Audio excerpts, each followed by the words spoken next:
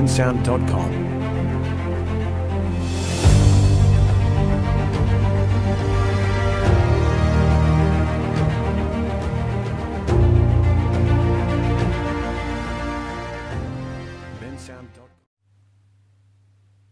बिस्मिल्लाहिर्रहमानिर्रहीम। अस्सलाम वालेकुम। हेलो दोस्तों, क्या हाल है? उम्मीद करता हूँ कि आप सब दोस्त खैरियत से होंगे।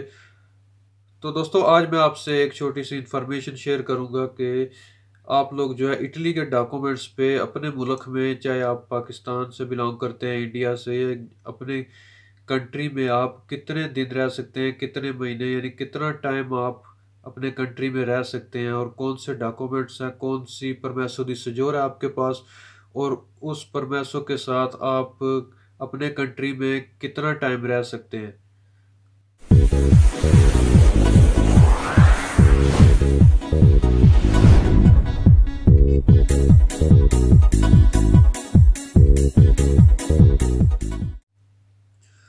तो दोस्तों, सबसे पहले आपको ये बताता चलूँ कि ये नॉर्मल सजोर वालों के लिए, यानी जिनके पास नॉर्मल डॉक्यूमेंट्स हैं इटली के, ये उन लोगों के लिए है। जिनके पास जीलो पॉलिटिको वाले डॉक्यूमेंट्स हैं, यानी सियासी पनाह वाले डॉक्यूमेंट्स हैं, ये उन लोगों के लिए नहीं है। ये जिनके पास नॉर्मल डॉक्यूमेंट्स हैं, नॉर्मल परमेसो दी सजोर है, ये इंफॉर्मेशन उन लोगों के लिए है।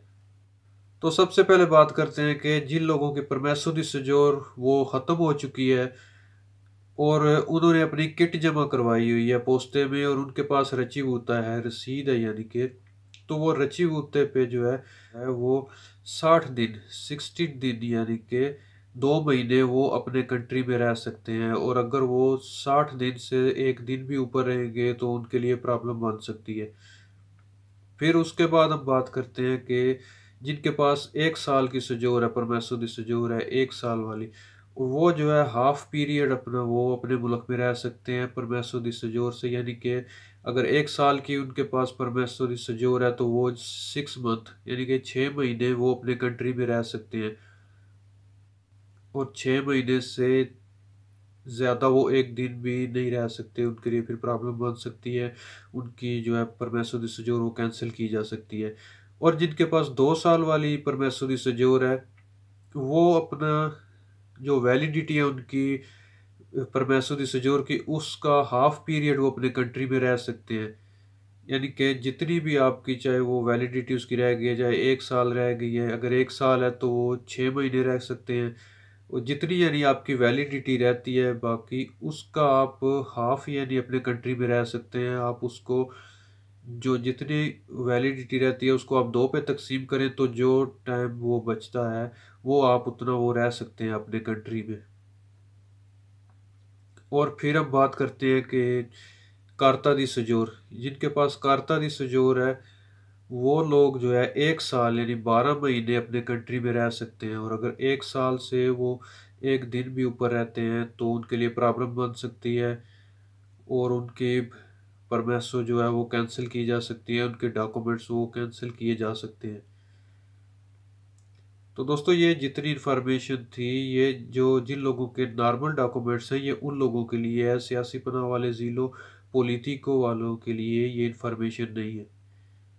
और इन ये जो मैंने इन्फॉर्मेशन दी है, ये आप इन डॉक्यूमेंट्स पे सिर्फ अपने कंट्री में रह सकते हैं। यानी अगर आप पाकिस्तान के हैं तो पाकिस्तान में आप इतना टाइम रह सकते हैं।